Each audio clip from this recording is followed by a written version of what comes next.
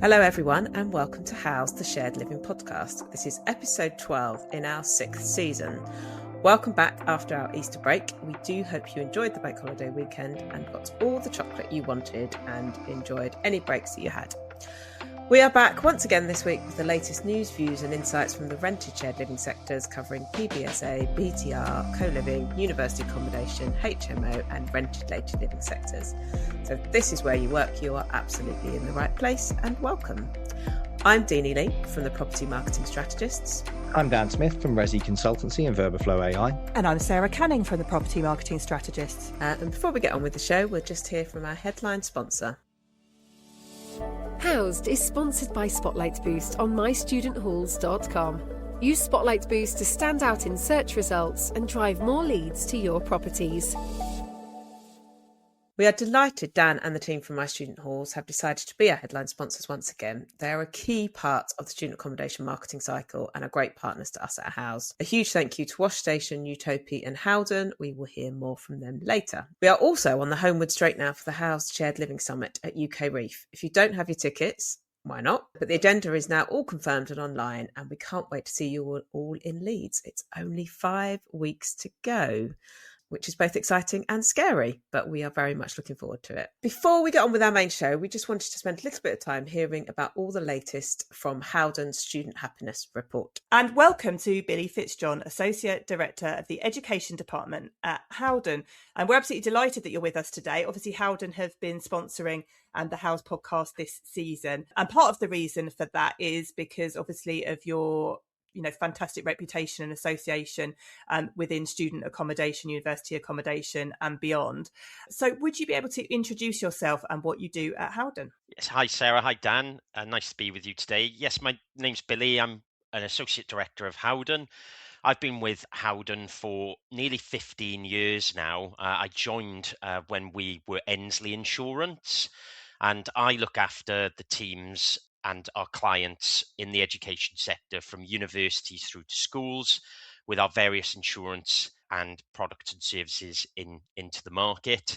And a core part of what we do is student accommodation and supporting student accommodation providers as well. My background before joining was actually, went to university. I worked at a students' union for a year, and then I worked at a university as well. So I kind of then learned the insurance part 15 years ago and very much still here. Fantastic. And I think part of what we want to talk about today is your Student Happiness Index, which is, previously you've obviously been doing it for several years and it's always been of interest to us. So we're absolutely delighted that you're coming on to talk about it. But why is it important to Howden to keep repeating this piece of research? Yeah, it's our 5th year of doing this research, and probably to answer that question, it's best just to give a little bit of background about Howden and Ensley before that as to sort of why we exist, really. So Ensley, when it was created over 60 years ago, many people may not know, it was actually founded by the student movement over 60 years ago. Students couldn't get insurance, and therefore Ensley was created as a company to help insure them. So sort of fast forward in that time, sort of students and education has been very much at the heart of everything that we've done. We became Howden in full in 2024 as Ensley, and we very much have kept that specialism really of students and education insurance, but now being being a global broker, we've now got that scale to support our clients that we didn't necessarily have before. And today we provide products and services right through the education sector. So, for example, over 500,000 students who move into accommodation in the UK each year are automatically insured for their contents through Howden. 99% of students' unions, their activities, their risks and liabilities we protect across the UK as well. And we also provide wellbeing support to over 1.2 million students through their university, college, or also school.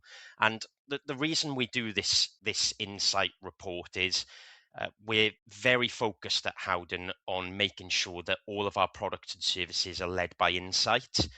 In order for our products and services to work, they have to be underpinned by that insight. So that means hearing from our customers, hearing from students, and doing this research to make sure that they're not only fit for purpose today, but we're also considering the future trends that are coming through. And finally, it is quite unique research. It's a national picture into how happy are students, what worries them, what motivates them, and it's across the sector. So we started by doing it in just the higher education sector only. 2 years ago, we brought in the further education sector as well. We're constantly thinking about how we can evolve it even further to make sure that we capture that sort of national picture from right through the education sector, not just at university level. Amazing. Now, we don't want to give away too much about what's been in the report, because we obviously want people to head there and download it. Yeah, what are the headlines so far that you can talk about? Yeah, we've just literally closed it, so we will be publishing the full report in May. Probably some of the first headlines is to start that. One of sort of the flagship metrics of this report, Dan, is how happy are students overall. So we use an index score from 0 to 100 effectively to determine that. And when we did this report five years ago for the first time, right sort of off the back of the pandemic, quite a turbulent and unique time. But that score was actually in the negative. So students were actually unhappy overall. And that score has continued to grow each year. So 2 years ago, effectively, the research said that 1 in 3 students would consider themselves happy. Last year, that increased to a score of 44 out of 100. Previous year's score was mid-30s. And interestingly, this year's score is actually 66. So the actual happiness score has increased. Broadly speaking, the actual calculation is a bit more specific than this, but broadly speaking, I think of it as sort of 2 out of 3 students would consider themselves happy. That was previously 1, and before that it was pretty much 0 in the first year of launching it. We may come on to this, but there are some underlying challenges though within it. So cost of living, money worries continue to be really challenging, and there is a pretty large trend around isolation and loneliness as well. We saw some really challenging statistics in last year's report around isolation and loneliness, and those don't seem to have improved, even though the happiness sort of score overall has. I guess of these aspects, bearing in mind our audience are working in and around accommodation and housing, which aspects do you think can be impacted by the living environment? I guess either positive or negative. Yeah, I think arguably all of them. So just to share some more sort of insights on this, when I talked about the happiness score improving, one question your listeners may have is actually what drives that? What do students say makes them happier? And the top 4 reasons in the report this year that students have given us that have actually helped increase their happiness and their well-being are, firstly, socializing with friends. Number 2, meeting new friends. Number 3, being independent. And number 4, physical exercise. On the flip side to that, money struggles, social media are negatively impacting mental health. So there's some really interesting data in there. And for your listeners, I would say all of it is valuable. Obviously, I know your listeners will be considering how they design student accommodation, how they provide student accommodation that helps some of those things that I mentioned there, helps people not feel isolated, helps people meet new people, socialize with friends, helps people focus, prioritize exercise. We also had some insights in this year's research around safety. So we introduced this for the first time last year, where we introduced a student accommodation specific pillar of this and a safety piece. 72% of students feel physically safe when in their accommodation. So again, some useful insights there into how your listeners may be ensuring that they respond to such insights or are taking them into account when providing accommodation.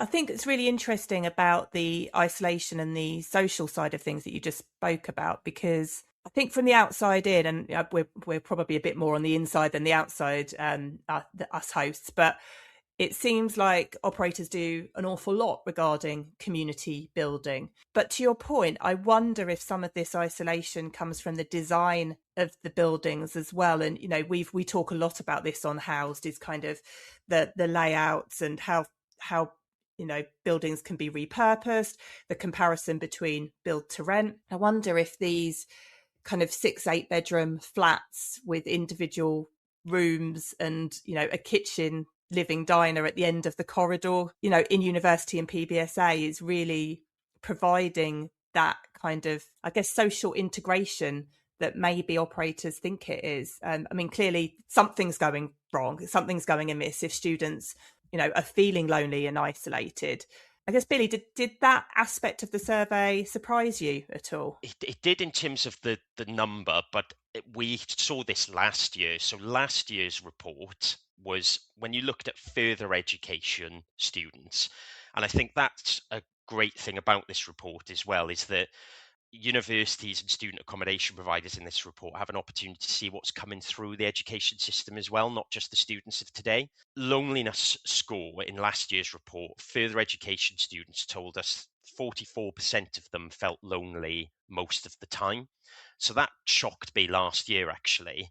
And then this year, it looks like it hasn't really improved. Now, this is both higher and further education students, but 54% of students feel lonely most of the time, 1 in 2 students. And that question isn't just I feel lonely, that is I feel lonely most of the time. It's that most of the time that probably shocks me the most, because in any time stamp someone may feel lonely if you ask them, but to be asked if you feel lonely regularly, that probably did quite shock me.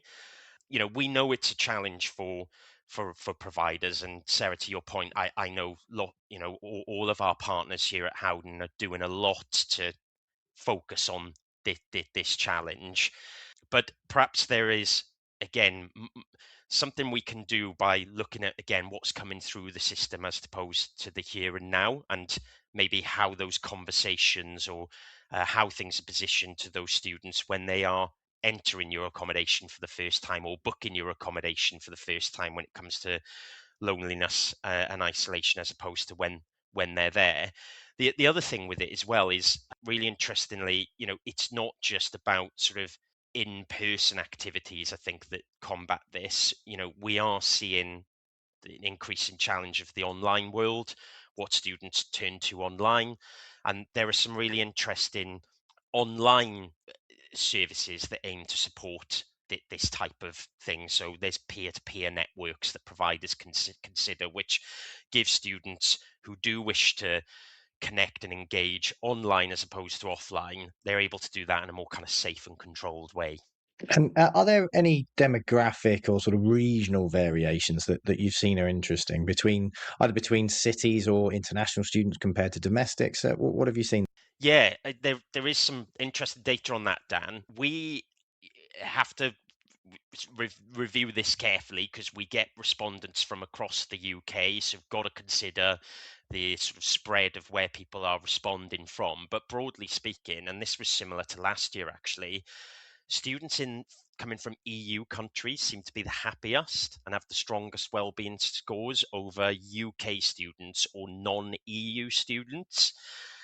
Again, our report, it kind of will go into a bit more depth as to kind of why that is.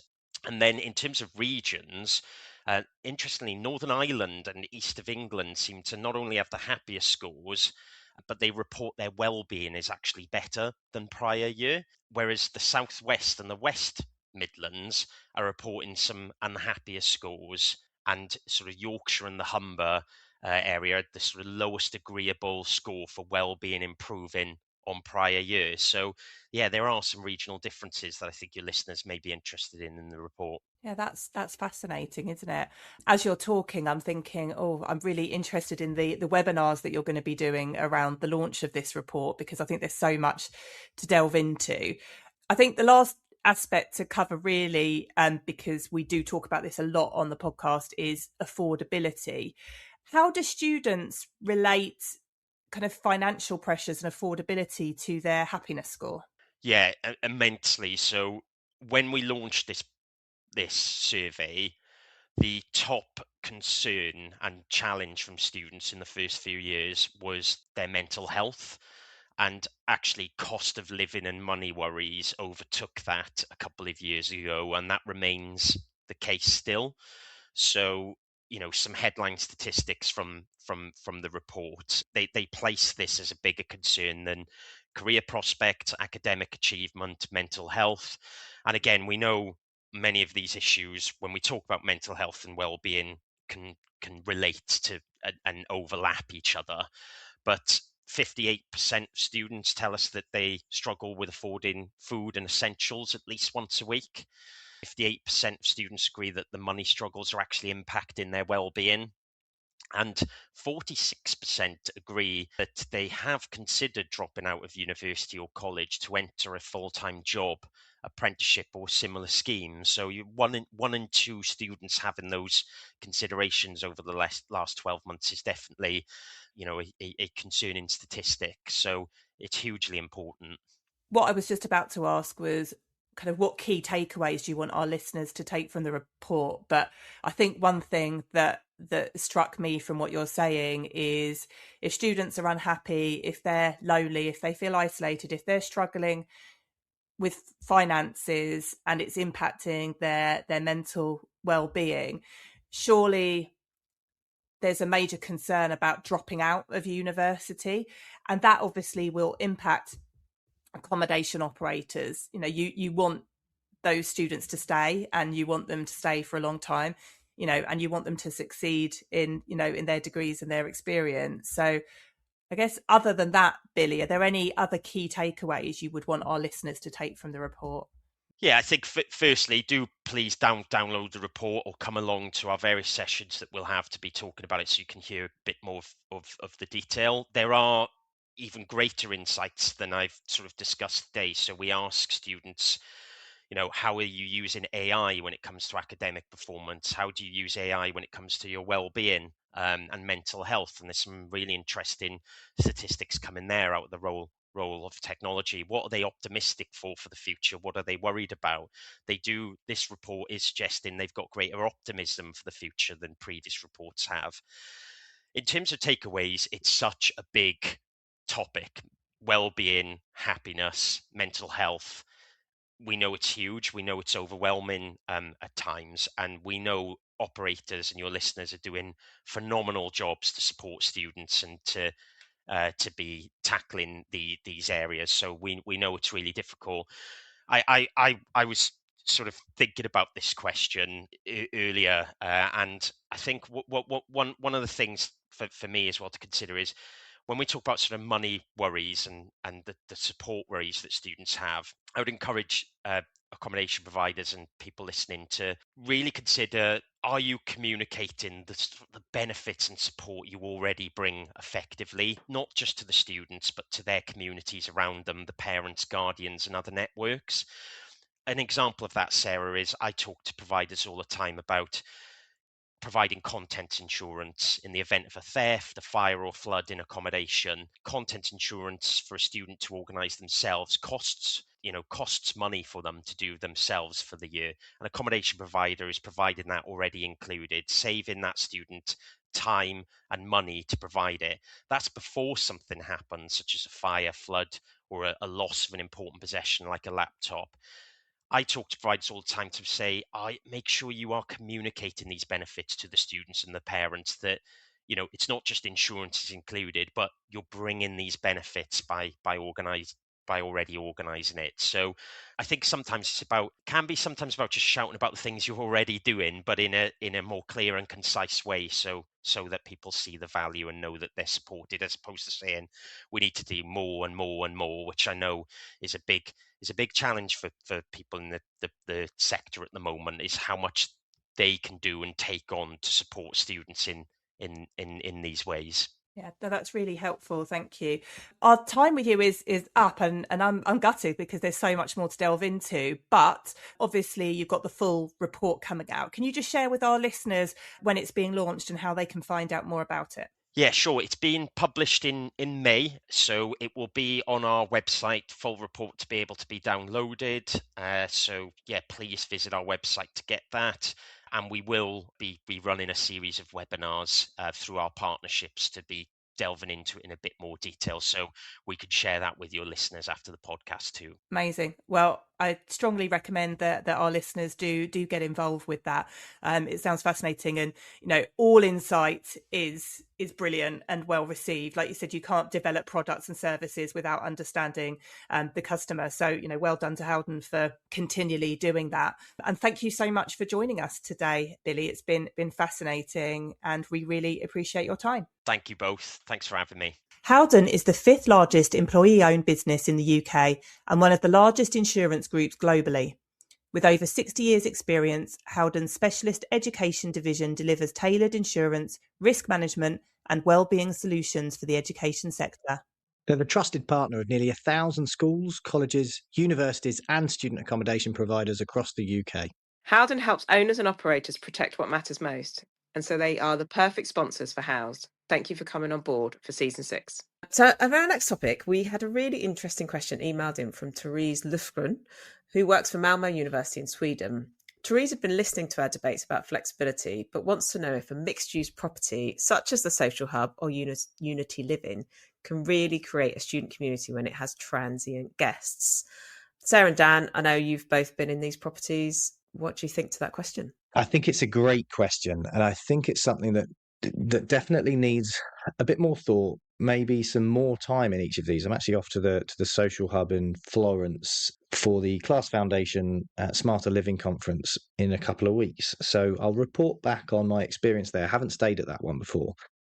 I think it's an interesting balance to get right, depending on how to make the asset work effectively, because you might have a lot more hotel guests and fewer students, just because of the way that asset could be set up and the focus on the NOI and what actually brings in the revenue. And if that is the case, where you have less students, of course, I think some of those are going to feel that the focus is primarily on it being a hotel. And yes, it's more transient, and perhaps there is less community there as a result. What I see when I go to any kind of hybrid hospitality and student or co-living concept is typically a buzz. You get a really good buzz from going into some great co-working or co-living spaces, the sort of social spaces. Maybe there's a bar or a cafe or something underneath it, but maybe you don't necessarily get that sense of community because the people there are just there to have a good time briefly for a short stay. And the students in particular, who are there for a longer time, maybe don't sort of build that sense of community because it is so transient. I mean, this is the whole premise behind it. I think I would be really interested to chat to anyone from the Social Hub or the others to work out, or Unity or various other sort of co-living hybrid hospitality concepts, to work out what is that best balance between the hospitality side and the student side. Is it 50-50? Or, is that almost impossible?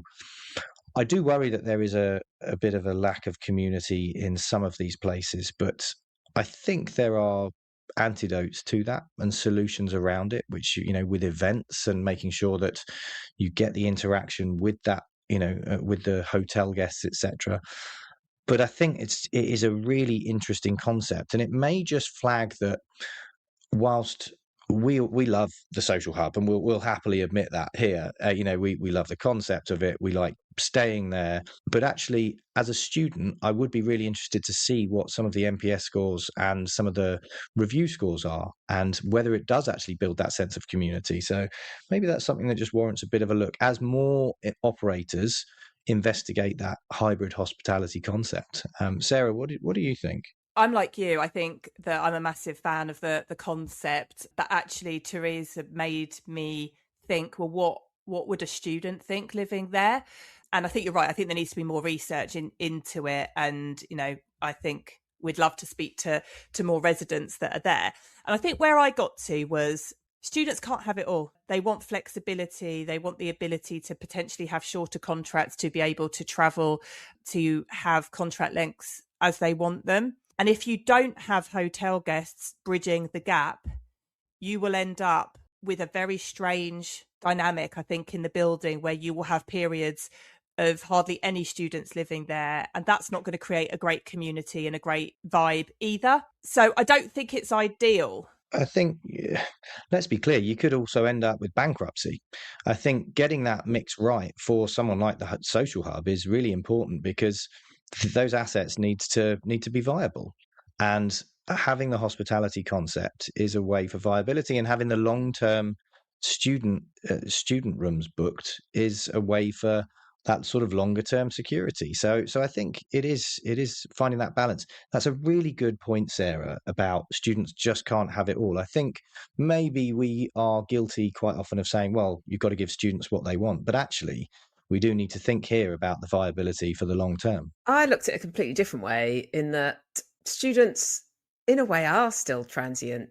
Yes, they're a bit more long-term transient, that they might only be there for 3 years, but invariably they're still transient and they're still coming in and out. And I think I've spoken about this before. When we were in Porto, I went to the Porto Social Hub and I went to work there for the day, and the tea and coffee facilities was in the shared kitchen that all, presumably those people that were living there, so not the tourists, were using to go and have their lunch, and it was so vibrant. And actually, is there something around having that tourist residents in there that picks it up? It makes it more vibrant, it makes it more interesting. It kind of, when you're a student, you are experiencing a new city, and to get the buzz of someone who experienced it just for a weekend or a week alongside your 3 years sounds a positive to me. And that's all I've ever got from going to the social hub, is that positive community and that positive vibrancy. That said, I agree, I've never lived there as a student. I don't know what that means long term over the 3 days, but in essence, students are learning, developing, getting to know that city on a completely different level to tourists, but still in a transient way that they're going to get their studies and move on. I wonder if this is primarily geared around the fact that in the social hubs and a lot of these others, hybrid hospitality concepts, they have bars. And so the focus is primarily on nightlife. And what would that look like if it was just cafe culture? I think it would probably still look the same. If there was no cafe or bar and it was just, use the social spaces as you see fit, I'm not convinced that would have the same impact. And it would, that would particularly work. So maybe it just is that every hybrid hospitality concept has to have some kind of cafe bar to bring the residents out of their rooms, but also then the hospitality, the hotel guests as well. I wonder. I think also the kind of co-working / study space, by nature of it, you're less likely to get your mum, dad, grandma, 2 teenage kids hanging out in those spaces, because they're primarily on a city break probably and too busy to do that kind of thing. So I think there are some spaces that kind of lend themselves a little bit better. And also, we've been in the social hubs, they do great events that are kind of, career focused and, geared up, I think, to kind of the students and graduates, less so than the tourists. It might be that the tourists might like to attend a yoga session or something, but I think some of the other community events, without excluding anybody, are just geared up to a student type person. But also, I'm guessing they've got digital nomads as well. They're a real attraction for digital nomads who are going to stay for a month or 2 months or 3 months, and they become that kind of more long-term transient community than the people there for a week. So I think that's where it works well. But I agree, Dan, I think it does need that hub that encourages both people that aren't even staying there, like me when I was in Porto. I wasn't even staying there, but I popped in, I had my lunch, I worked there for the day. And it becomes more of like your community centre. And it doesn't, like any regular town, that community centre doesn't necessarily need to be kind of a different building. It's just part of the building, it's part of the community, and you live above the building, similar to the UA. You find flats in the UK built above, supermarkets and community centres, and it feels to me that it's more like that. So there can be, but I agree, Dan. I think it does need to have that, to give that sense of there's a whole mix of people, and some of them don't even live there. It's just a place to go and meet and go. Although what none of us have mentioned is, surely it's not all about the community in the building. It should be about the community in the flat. and I know that students are allocated together. Therefore, I would like to think that the people that have committed to a similar contract length will be in a flat together. So that will be less transient anyway. You probably are more likely to have people there for 4, 5, 6, 7 months living together. And that creates a community of a flat. Yeah, I agree. I think there's also a lot to be said with the design. It's something we touched on talking with Billy from Howden earlier on, Sarah.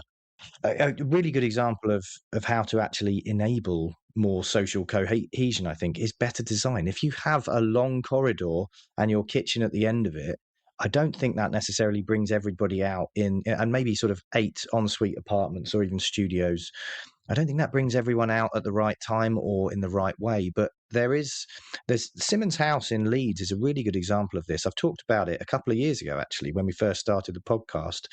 And that has a sort of central, for each flat of maybe 4 or 5 rooms, ensuite rooms, there is a central social area, and then the rooms are just off of that social area. It is not a corridor.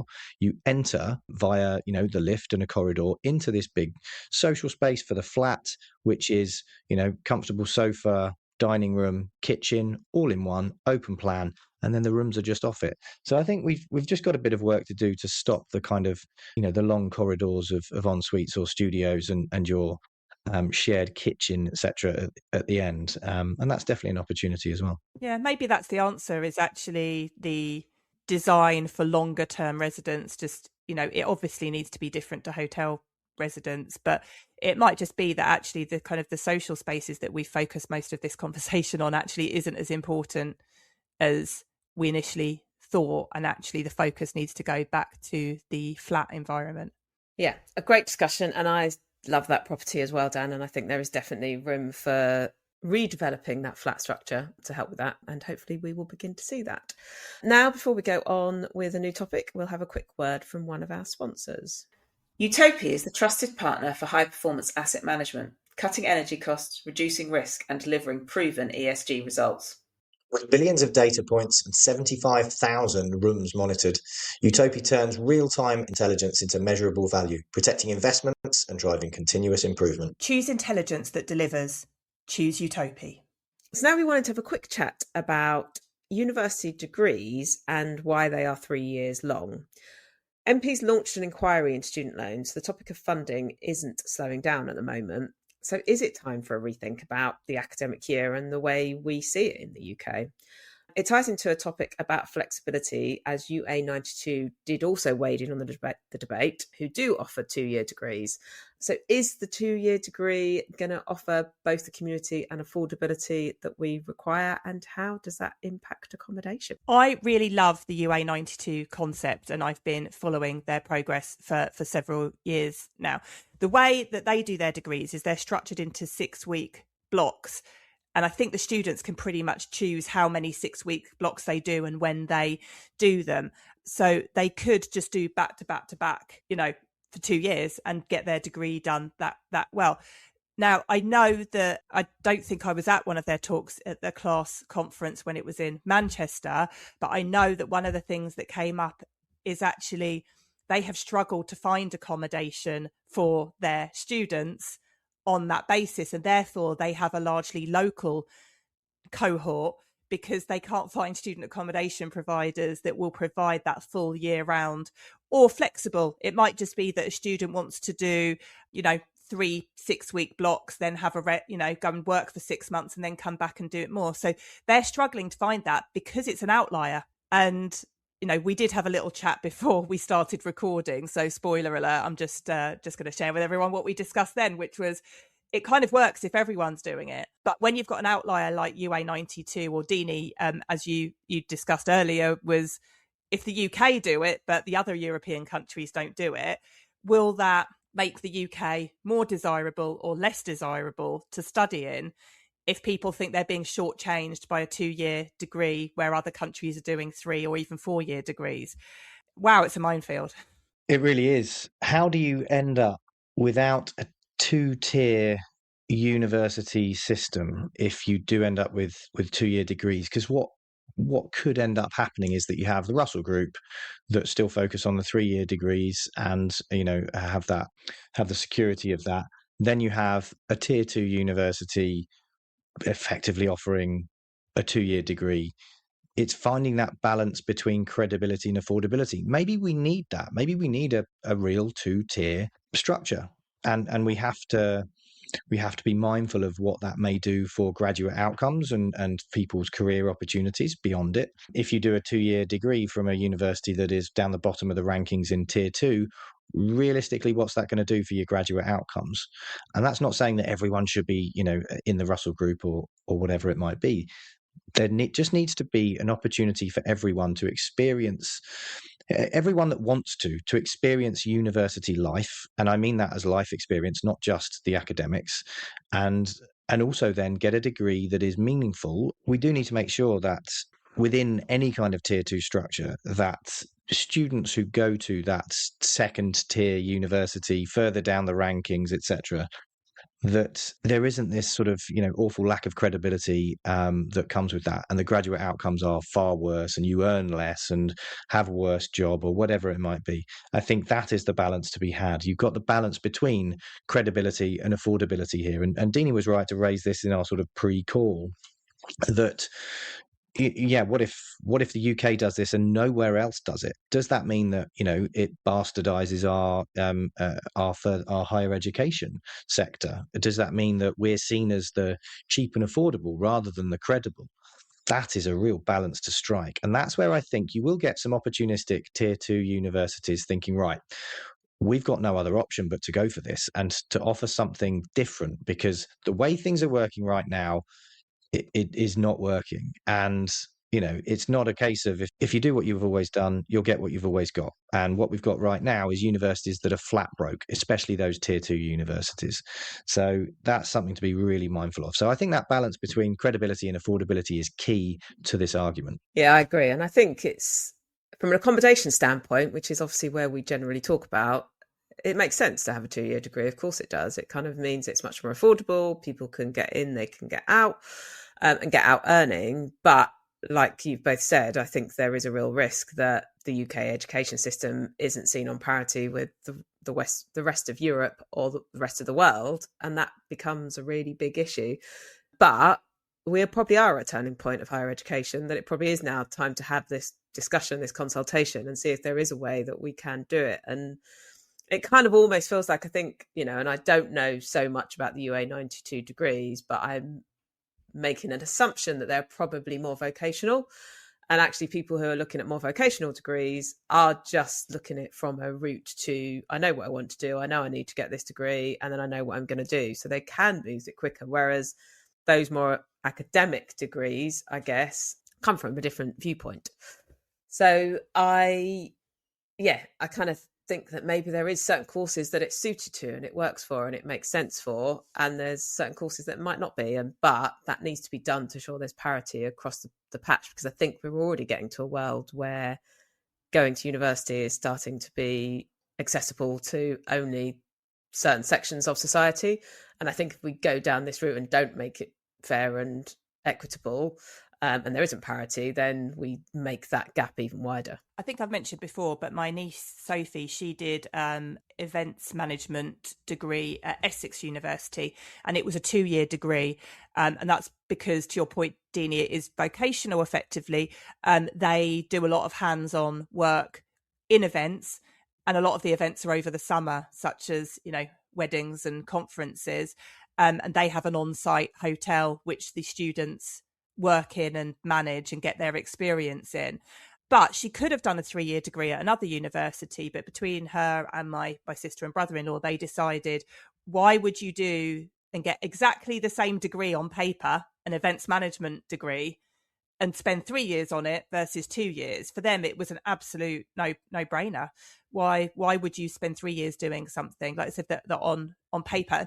And I don't think that any employer that she's had since would look down on the fact that it was a 2-year degree, because at the end of the day, it's a degree. It's not a lesser than, it's not a diploma. It's, it's a full degree, the same that it would have been at another university.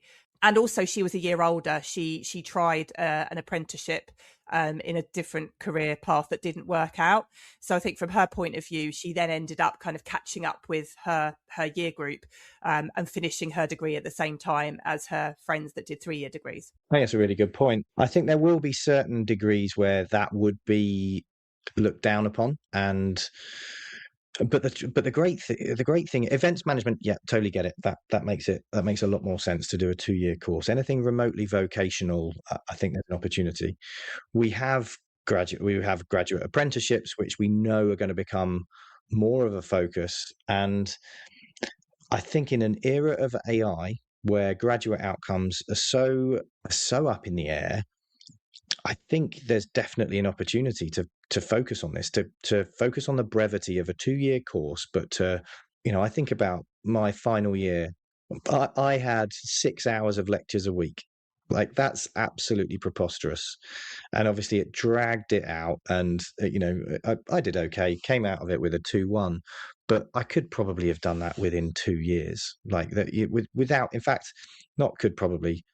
doubt, I could have done that in 2 years. And with the cost of university these days, I think students are going to start demanding that. And it's something that we have to be really mindful of, the fact that we have to give students what they want in this respect. And to be a student going to university these days, you know that the graduate outcome is all over the place. Like I said, up in the air. Why wouldn't you reduce your debt burden and speed up the learning? Because that's what AI is helping to do. It's helping to consolidate learning and provide simplified, cut down learning. Now that is having an impact on deep thinking, of course, and that's something that you learn when you go to university. But I can't help but thinking that with graduate outcomes so volatile and the world of work that is going to look so different, and I think that we're all still very naive about what the world of work is going to look like in 2 years' time, for example. I don't see why you wouldn't, as a university, start to offer more courses aligned to a shorter time frame. Though I'm just thinking about, I guess, a different scenario. And I think you're right. I think it is course related. So Bethany, my stepdaughter's doing marine biology. She has got a very long summer, as most students do. But actually, she's taking herself off for a month to get some practical life experience, counting whales in Tenerife. But that's off her own back. That if she was doing a 2-year condensed degree, she wouldn't have enough weeks to be able to do that, which actually might make her more employable at the end of her degree because she's got some real life experience at doing that. So I think it can work different ways. And I guess we want to bring this back to accommodation. So if you take that example that, if you gave people a choice, then you might have some people that are, doing a 3-year degree, some people that are doing a 2-year degree, and their life experience, their shared living experience might be really, really different. So that community and that shared living experience would definitely differ. I'm not saying it'd be better or worse, but I think it would be very different to what it is now. Just going back a bit to where you were kind of talking about different degrees have different things. I think, Dan, when you were saying that you only had 6 hours in your last year, really that 3-year degree was designed around, like you're saying, Sarah, that additional learning around your subject. And I just don't think that's done in the same way that it used to be, because students are having to work. So they don't have that same time to immerse themselves in their studies in the way that they used to, because they've got to fund their education. So, and the other gap that I think we have related to your graduate outcomes, Dan, is that I think that the gap between being ready for the world of work when you graduate is probably far wider than it has been. I think there needs to be more ability to prepare people for the world of work, which is maybe something that degrees or accommodation providers can pick up and deal with. On surface, I do think a 2-year degree sounds brilliant and it sounds great, but I think it does have to be done in a way that we can really make sure that UK education as an export, which is an important export to the country, remains that way, so that it can continue to deliver what it has been delivering for generations. I guess to my point before about flexible living, students can't have it all. So that's where the crux has got to be. If you want to make it more affordable, a 2-year degree is the obvious solution to that. And there are things that might be compromised on that basis in favour of something that is more affordable.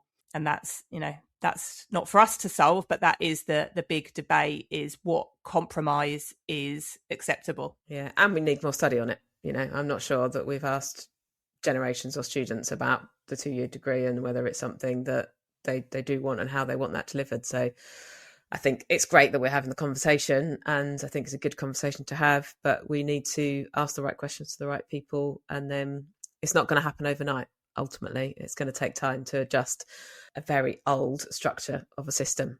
But we will watch this space as always. And a quick break before we move on to our next topic, and a moment to listen to another one of our brilliant sponsors.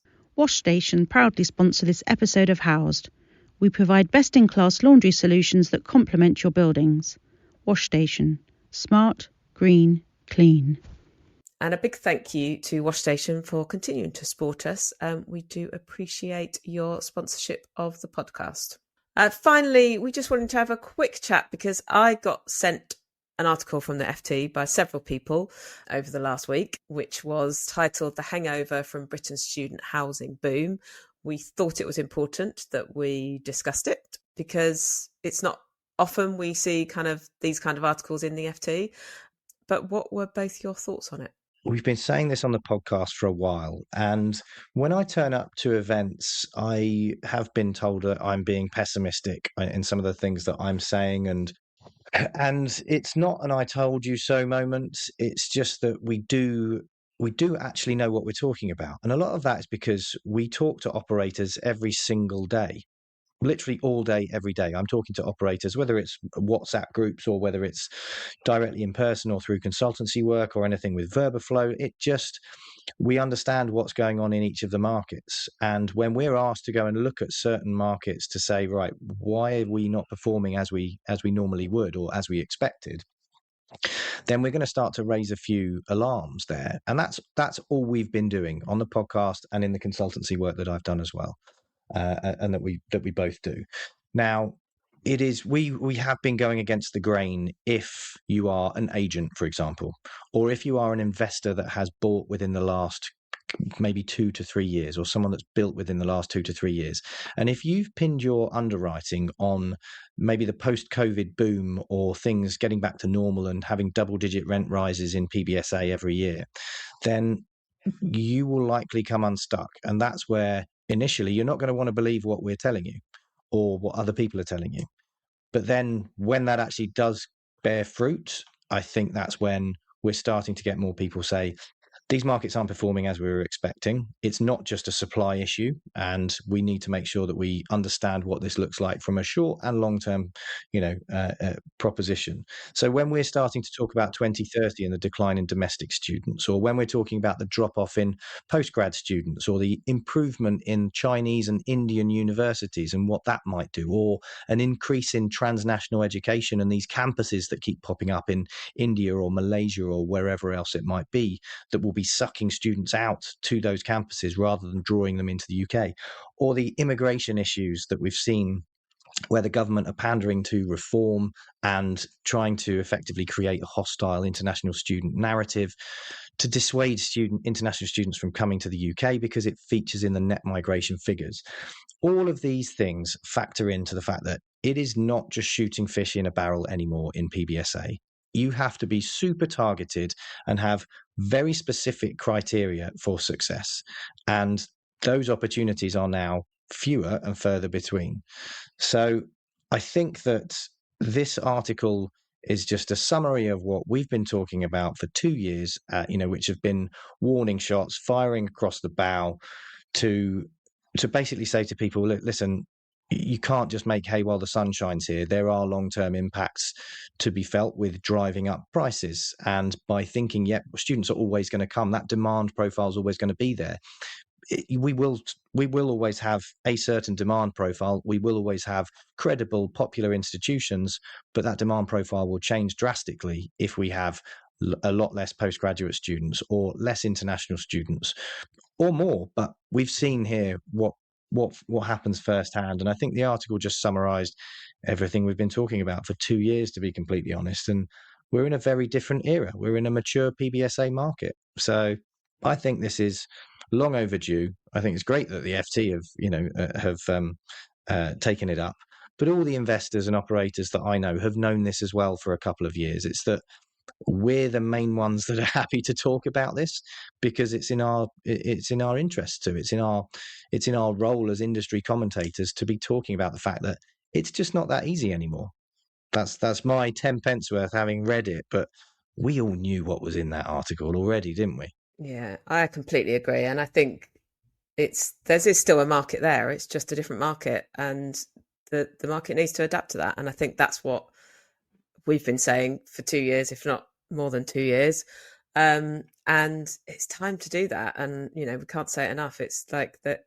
There's nobody that doesn't want to go away and study. They just want to be able to afford to do it in the way that they want to do it, and with the right product and the right means. And there's still positivities to be had. It's just not what's gone before. It's just a new product, a new way, and a new approach. I was just thinking of an analogy, which I don't know yet if it's a good or a really, really rubbish analogy, but it's like PBSA has created like Marks and Spencers and Waitrose of the supermarket world, for that analogy. And in student accommodation, there's very, very, very few Aldis and Lidls. So that doesn't mean that everybody can afford to shop in Waitrose and Marks and Spencers. It means that people will, if there were no Tesco's or Aldi's or Lidl's, people would find a different way of shopping or growing their own vegetables or eating really frugally. It doesn't mean that just because that's all there is, that people can magically afford those products. And I just think that's the same as PBSA, really. It's not easy in all markets, I don't think. I think even if everybody decided tomorrow to slash their prices, I don't think that's gonna change. I think the reputational damage is done, and it's going to take a few cycles, I think, to fix that, even if miraculously a load of affordable accommodation was to pop up tomorrow, because it's not just about the price. And Deanie and I talk about this all the time when we're supporting our clients. It's about the products and the services as well. And you can't just have that and then slash the price and just expect that to be fixed. It's an organic, it's a holistic approach to building what people want, and what people want just isn't there at the moment. And what has happened as a result of that is commuting students, and that is a dangerous cycle that I can't see ending. I mean, dangerous, I think that's inflammatory, because it's great, like why should, it's not a bad thing, students commuting, as long as people are going to university, but it's bad for PBSA. I think this is a point that I've made before, is that the problem with us reacting so late as a sector to this is that you start to get a trend of that's what you do, and you go and commute. And my oldest sibling did that, so there I'm going to do that. So then my cousin did that, so then I'm going to do that. And you get this cycle of that's just what you do. And I think that is a bigger risk that we've got, which is why we need to work collaboratively with the university sector, with the rest of the market, to try and make sure that we do develop this new product and that we market this new product, and the benefits of going away to study. Because I'm still an advocate that is a brilliant way to go away and study, and to learn about yourself and to develop yourself for the rest of your future. But we are really at risk of making it normal to just go and commute, because that's the most affordable way to go and do it. I agree. And then what happens to the PBSA after that? Well, I'll tell you, they'll end up as co-living or BTR in some way, shape or form. We're already seeing a lot come across our desk, where PBSA are starting to think, right, 2030, what do we need to do to be more defensive? Or the supply has changed, or the demand has changed. We need to make sure that we are adapting to that changing market by switching to co-living potentially. Then we can take whoever we want, young professionals and students.